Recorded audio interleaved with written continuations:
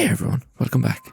This week was actually pretty clean, to be honest, and that's not something I think you'll hear me say very often, so make what you can of it while it lasts. I had no fires to put out, and I had nothing really fighting me. It was just one of those weeks where things stacked nicely. I sat down, chipped away at a few systems, and by the end of it, there was a lot of small pieces that were working very, very well together, which is very rare. A lot of that came down to tools finally behaving the way I wanted them to.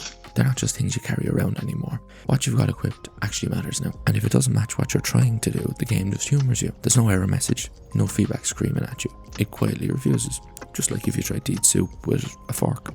And that alone changes how you move through the world way more than I expected it to. Tools were in the game, but you couldn't see them, and they really didn't exist. You walk up to a tree, you had an axe ready to go. You walk up to an enemy, you had a sword ready to go. Though that's still in the game, but now you must have the right tool for the job equipped, or else you'll be just scratching your head wondering, why isn't this working?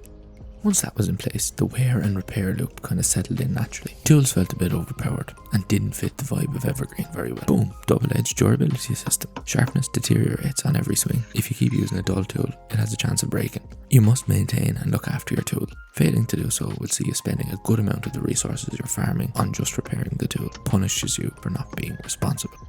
Death landed in a very similar way. You die, wake up, your stuff is gone, but it's not lost. It's sitting exactly where you left it, and you can decide whether it's worth going back for. I had a few moments where I thought I'd be clever, grab a few bits on the way back, and I filled my inventory. Then I stood there shaking the bag, wondering why nothing was happening. That's on me.